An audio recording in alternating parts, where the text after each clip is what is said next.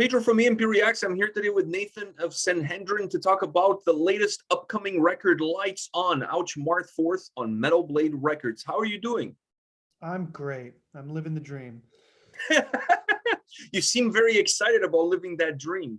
Oh my God, absolutely. I got a day off from work. I'm talking to some awesome people. Life is great. I like your approach, man. The glass is always half full. Yeah, exactly.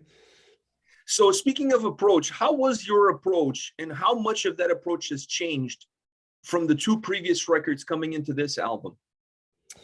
Well, honestly, the only thing that was really different was one, the amount of time that we had to work on this, and two, the pandemic. We were lucky going into the pandemic. We had about 6 songs already most of the way there. And we had already kind of started the demo process. So we had some momentum. And then after, licking our wounds for a couple months, we kind of got back to it.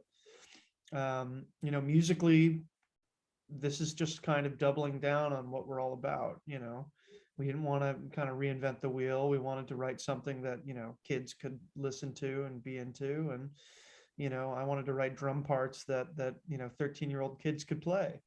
That's really it. Is the starting point for you guys from a creative approach the same for every record? And what was the starting point for this specific album? So we had already put out, I guess the one thing about this record that was different was that we didn't have any songs written prior to, like our first record. We had done a demo back in 2015. We took 3 of the songs from that. The second record, we took the 4th song from that demo, and this record, we hadn't really, we kind of started from scratch, and I don't know that we really have a direction, or that we really had we just kind of get into a room together and bounce ideas off each other. And, if it works, it works. If it doesn't, it doesn't. So you guys take more of an organic approach in terms of jamming together, and that's how everything starts. Not you coming in with some parts and somebody else coming in with some other parts, and then try to find a way of bringing all of these pieces of puzzles together. I would say it's a mix. Jeremy's really the riff meister. That guy shits riffs. He just comes and shows up, and he'll have a bunch of different ideas, and sometimes he'll come up with a really whole idea, or Jerica will come in with a whole idea. But for the most part, we kind of work it out together and rearrange it. Yeah. When you look at this album and you look at the title that you guys picked, Lights On, I thought it was really interesting because I felt that there was quite a bit of darkness on this record. At least it felt that there was some darkness to be had with this album. So how do you balance that darkness that exists in the sound and the atmosphere, and then with the title of the album? Is the title of the album representing of removing some of that darkness or letting that darkness shine through? Well, I think that, Lights On is more about the darkness becoming apparent. It's more about people waking up and seeing things for what they really are. Like the cover is a figure drawing aside a curtain that paints this pristine picture and showing all the insanity that's down below. So it was less about lightness in general and more about like the lights. The spotlight is on. We're now seeing everything for what it is. And I think, socially, economically, culturally, a lot of people are kind of seeing what's been happening and are kind of hipping up to what's happening in the world. Is it impossible to completely disassociate your creativity from the world that surrounds you, the world that shapes you to be what you are? No, like, thematically, the songs, from a purely musical standpoint, are not that much. Like lyrically, yeah, I think that we draw a lot of influence from what's happening and from personal experience and from just what's the word I'm looking for, through watching things, through observation. But musically, no, the stuff's just us sitting there, writing stuff that we think sounds cool. Oh, you know what? I really want to do a song that sounds like the Scorpions. Oh, I really want to do a song that's, and it just happens. Was this a challenging record, considering that you said earlier you had a little bit more time than in previous albums? Did that more time create more problems? You know, it's funny you say that, because, you know, having the time to look back and go, well, maybe I should do this here. Well, maybe I should do that there. Well, maybe, I mean, there's stuff that we rewrote and wrote and rewrote, you know, 1,000 times. And we kind of all, in our own separate ways, came at it like, okay, we need to stop. We need to just like make this happen. So yeah, it was a little problematic in that way. I mean, like, I don't know. I mean, when we're in a room together, everything's really easy. You know, Erica and Jeremy are amazing musicians. They've got really cool ideas, and we're really good at giving each other chances.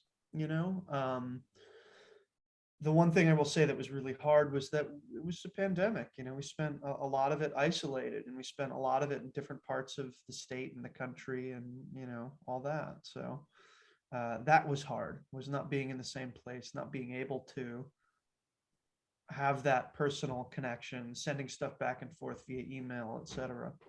You know, I thought you guys built the record with such an interesting style and construction, because on one hand, the album feels so dynamic. It moves in so many different ways. But on the other hand, it feels so connected. It feels like together. At no point in time do you feel like you're not listening to you guys. You know what I mean? Like the album feels as one, but it still has so much movement. How do you balance those two different worlds? well, I think regardless of what we do and where we want to go, you know, we are ourselves. You know, we have to be true to ourselves. You know, I'm not the best drummer in the world. You know, I have my limitations and my, you know, but my sound is consistent and my intention is consistent. And, you know, Jeremy, amazing guitarist, you know, he's got a very defined sound and a very, you know, and Erica's voice, I mean, Erica's voice, Erica's tone, everything about Erica is Erica. You know, there's like not anyone in the world that can sound like that. So I think, you know, our variety comes from our variety in what we like to listen to, what we want to hear, what we want to play, what we want to try. You know, we're really adventurous in that way. But at the end of the day, it's still the same three idiots playing it, you know? So I love your definition, and I'm going to ask you to define something else. If you were playing this record to a friend that's never heard the band, how would you define the sound on this album?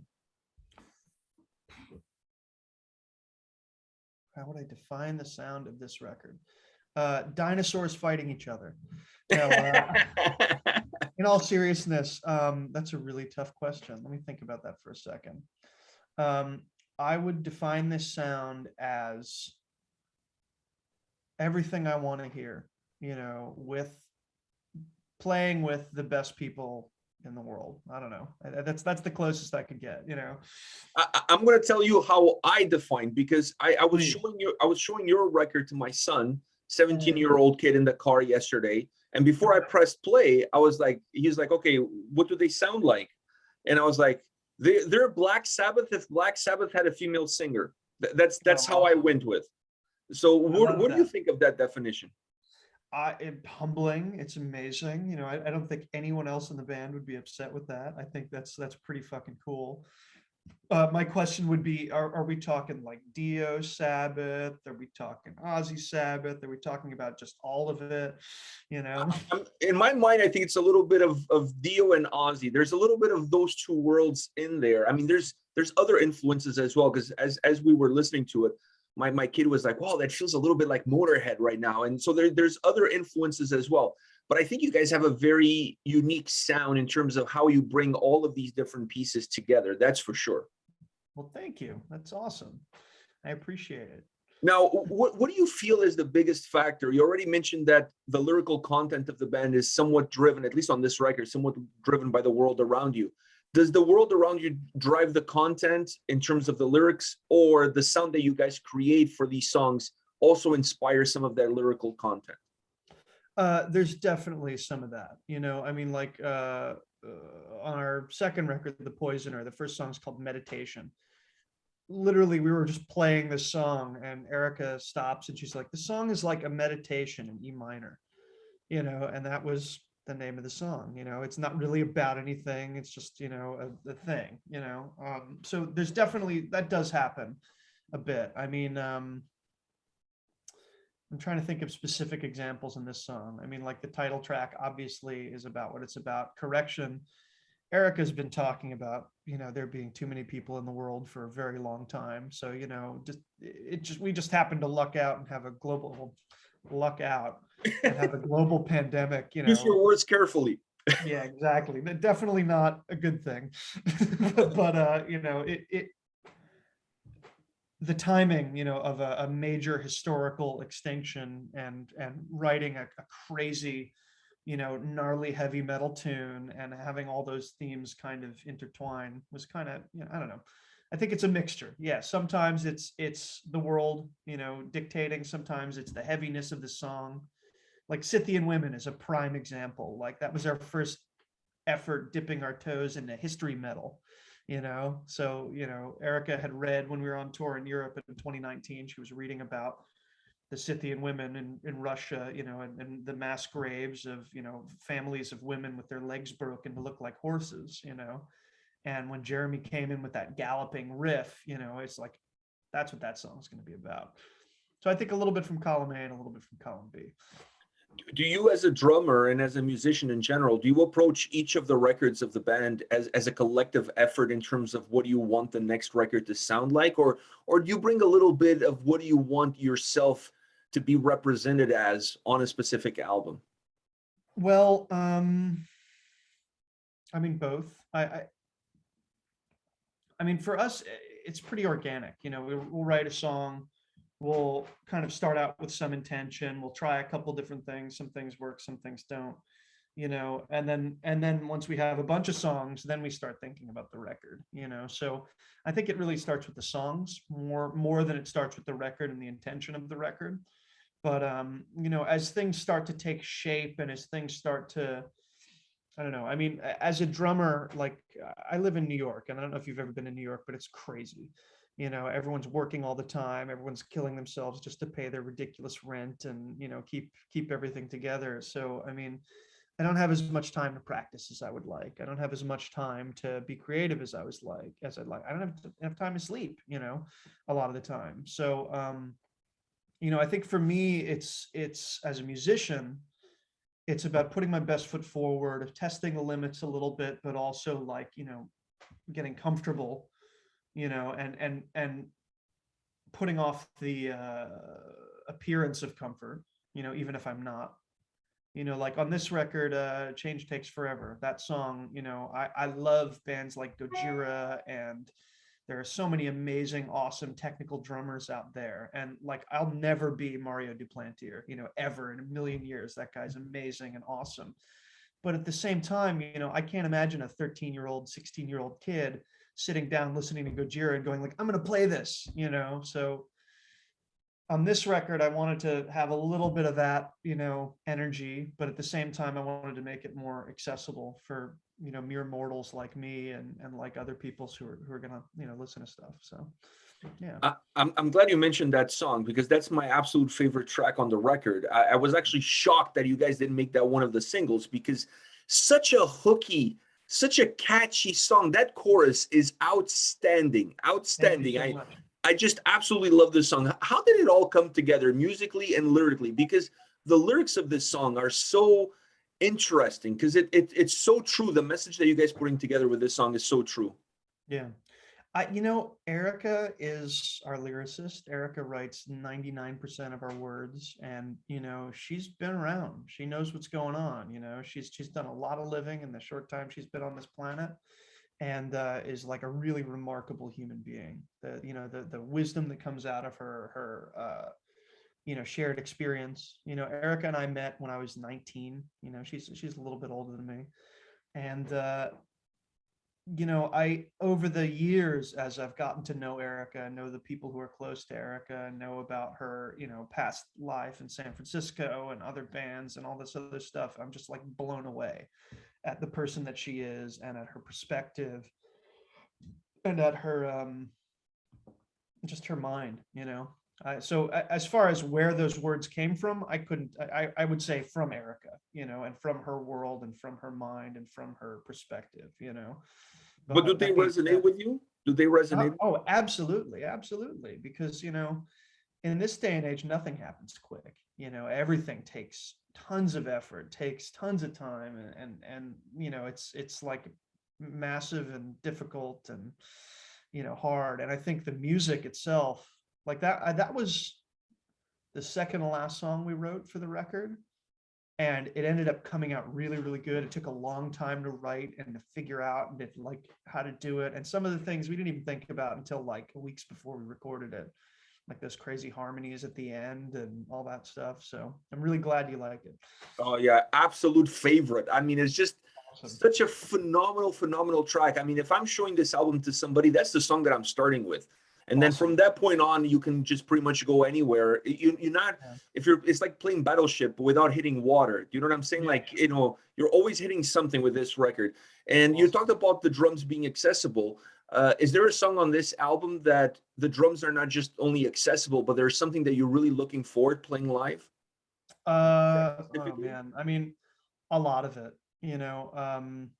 we've already had the pleasure of playing Correction and Lost at Sea and Change Takes Forever live. I'm really looking forward to playing Code Blue live because the drums are so expressive. I mean, that song for me was really hard to record because it's so simple, but the feeling is so important, because it's so simple and because it's so minimal. And, the proudest moment of my music career is being able to play the vibra slap in that song because, every time you ever hear Blizzard of Oz and Ozzy, that was like, anyway, I used my one vibra slap in my musical career. I'm very proud of it. I don't know how I'm going to recreate it live, but I'm going to try, I have one more question for you, and that is, after 3 albums, what has become easier to reach and harder to obtain? Ooh, that's a good question. I mean, I feel like the songwriting is extremely easy with this band. I feel like you just get us in a room and somebody tosses out an idea and it just happens, I feel like the world as a whole has become a more difficult place to exist in. I feel like the prospects of touring and the prospects of cohabitating and sustainability, I think that's harder to reach, but as a band, I mean, like we're on top of the world right now. I never in a million years thought I'd be, in this position talking to awesome people from all over the world, on putting out a record on Metal Blade Records, so it's been really humbling, and I feel like, on one hand the world is our oyster, and on the other hand it's like we need a tour, we need a we want to reach as many people as possible. Yeah, it's a difficult balance, specifically at this point in time, and specifically when you have such a great record like this. I mean, it is really a phenomenal album. You guys caught me by surprise. I discovered your band with this record, and I'm in for the rest of the ride, whatever it is that you guys decide to do. Awesome, man. Thank you so much. Yeah, we're really proud of this record. We hope to make a bunch more, and you guys are the enthusiasm that we're receiving has just been amazing and humbling. So, well, thank you very much for your time today. It was an absolute pleasure to talk to you, Nathan. All the best to you and the band. Much success with the record on March 4th, and I'll see you around on that tour soon. I hope. Thank you so much. It's gonna happen, I promise. All right. Take care, man. All the best. Ciao. Same to you.